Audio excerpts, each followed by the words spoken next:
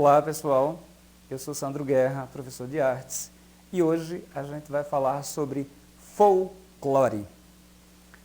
O que é folclore? Né? A gente vai descobrir isso agora. Vamos lá? Então, nono ano, é o seguinte, folclore, vamos ver um conceito. Antes do conceito, na verdade, a gente vai ver essa moça bonita, que é a sereia. E por que o professor trouxe a sereia? Né? Porque a sereia, ela está no imaginário popular do mundo inteiro. É uma figura mítica, né? Ela é um mito, e ela faz parte do folclore do mundo inteiro. Essa figura é uma figura imaginária que tem aqui no Brasil, na cabeça da gente, logicamente, né? Na América do Norte, na Europa, na Ásia, na África, enfim, ela sempre vai surgir. Pode ter nomes diferentes, mas ela sempre vai surgir. Essa figura dessa mulher, que é metade mulher, metade peixe, linda, sedutora, com esses cabelos bonitos e tal, ok? Então ela faz parte do imaginário mundial, digamos assim, ok? E aqui a gente vai ver o que é folclore. Vamos ver um conceito, beleza? O professor vai colocar os óculos maravilhosos porque ele não consegue ler. Atenção! O que é folclore? Bom, são manifestações da cultura popular que caracterizam a identidade social de um povo. O folclore pode ser manifestado tanto de forma coletiva, em grupo, quanto individual, e reproduz os costumes e tradições de um povo transmitidos de geração para geração. Sendo assim, todos os elementos que são parte da cultura popular e que estão enraizados na tradição desse povo são parte do folclore.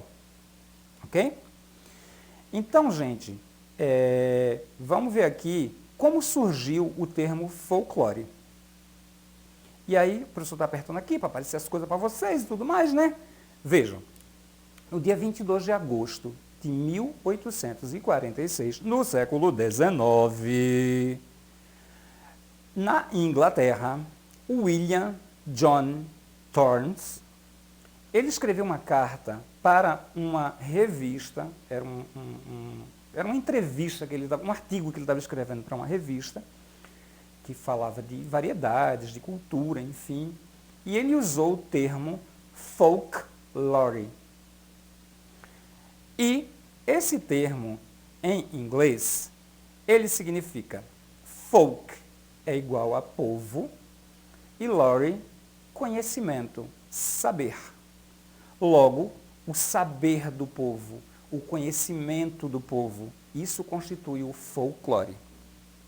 E dentro disso nós temos mitos, como por exemplo a sereia, né, a figura da sereia, canções, né, canções que a gente não sabe a autoria, de autoria desconhecida, aquelas canções bem populares assim que você canta e você não sabe. De quem é essa música? Não sei, minha avó cantava, ok? Tipo, uma andorinha, uma beija-flor, lavando os paninhos do Nosso Senhor. Minha avó cantava isso. De quem é? Faz a menor ideia. Faz parte do folclore. Ok? Artesanato. Brincadeiras, né? Aquela coisa de passar o anel, né? Que a gente bota o anel na mão, passa na mão do outro assim, né? Para as pessoas. Quem pegar o anel vai ter que pagar uma prenda, enfim. Lendas, né? Saci, a cuca, né?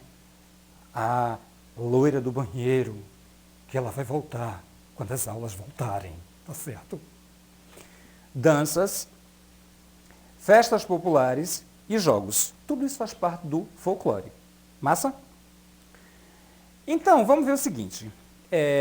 O folclore é considerado pela Unesco patrimônio cultural imaterial. O que seria isso, patrimônio cultural imaterial?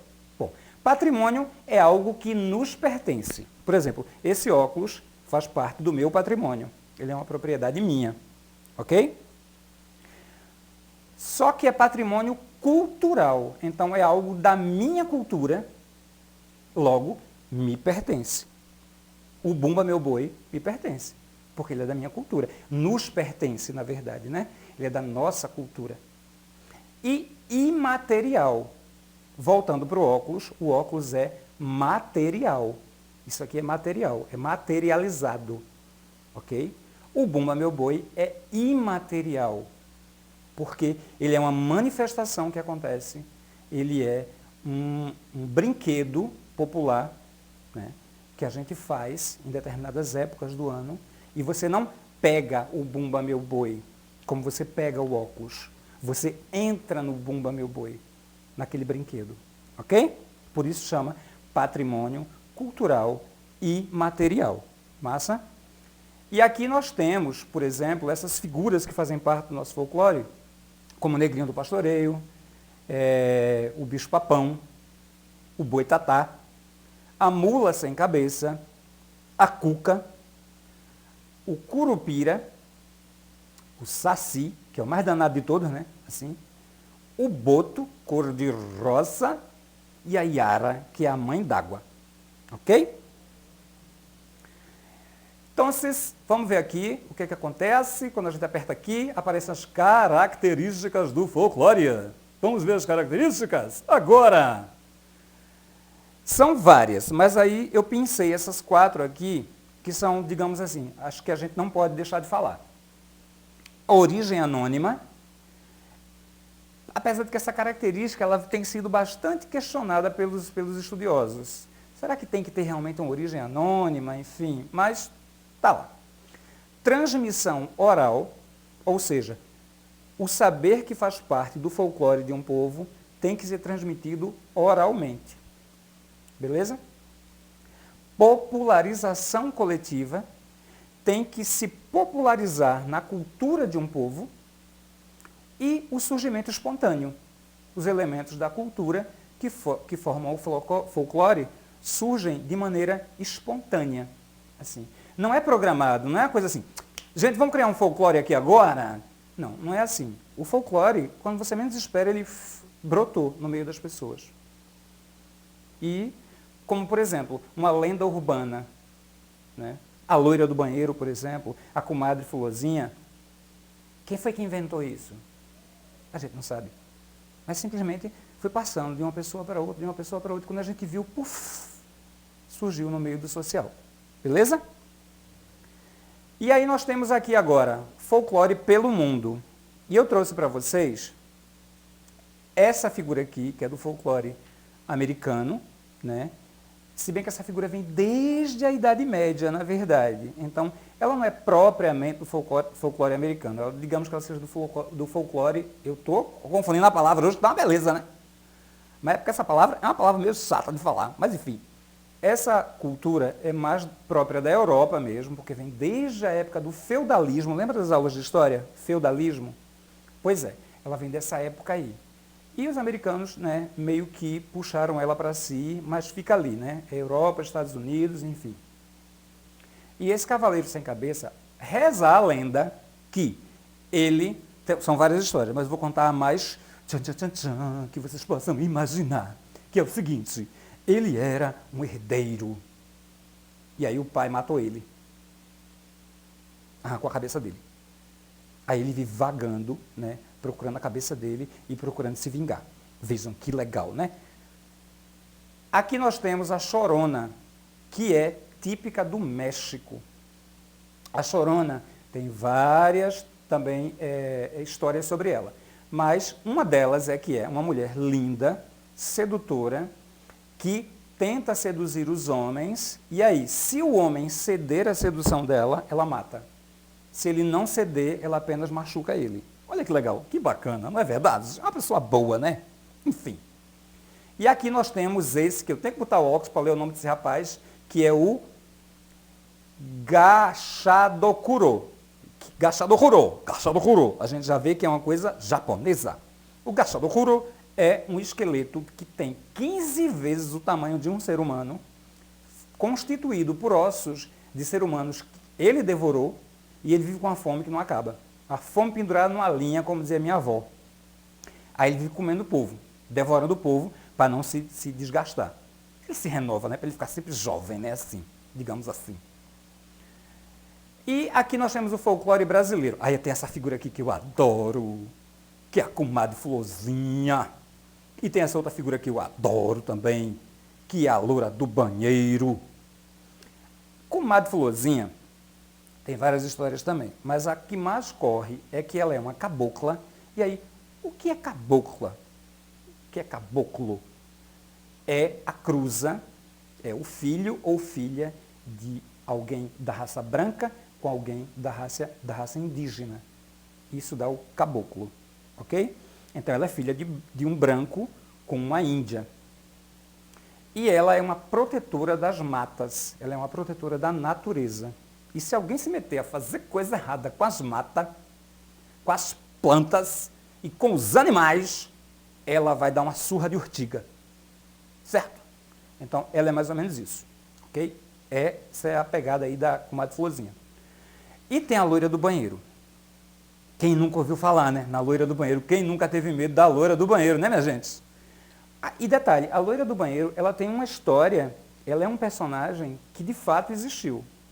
Quer dizer, não que a loira do banheiro existiu, mas assim, era uma moça, tá certo, que ela no século XIX, ela foi obrigada a casar, ela tinha 14 anos, 15 anos, e foi obrigada a casar com um homem velho, aqueles casamentos arranjados.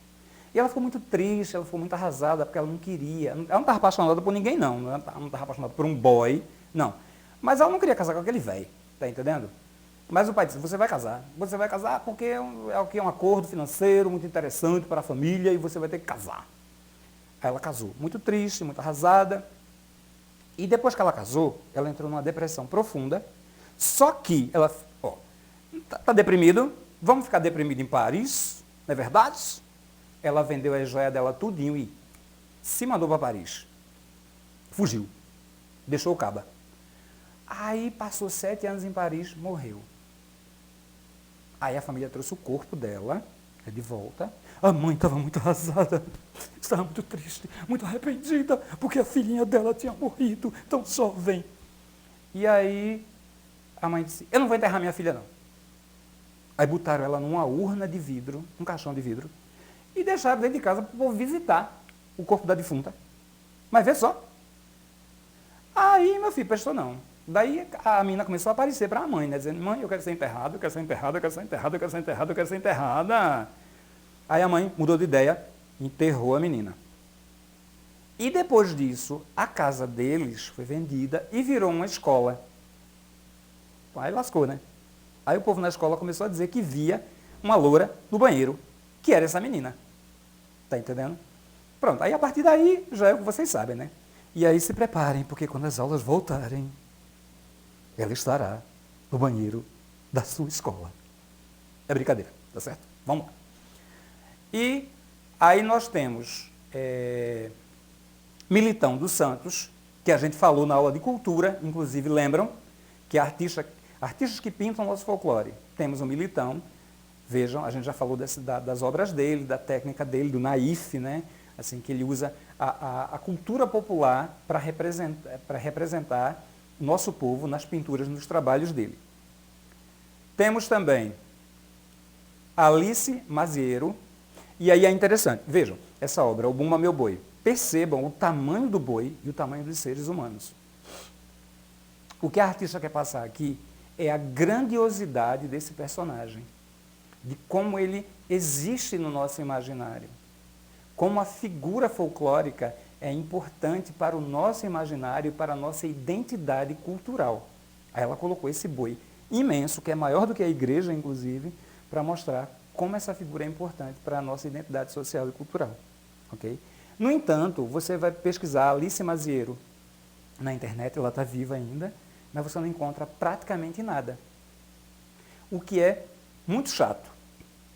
Porque, volta para mim, por favor, câmera, brigato. O que é muito chato. Sabe por quê?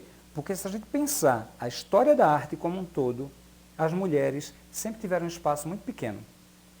Meninas, prestem atenção nisso, hein? Se liguem. As mulheres foram apagadas da história da arte. E nas escolas a gente sempre vê artista homem.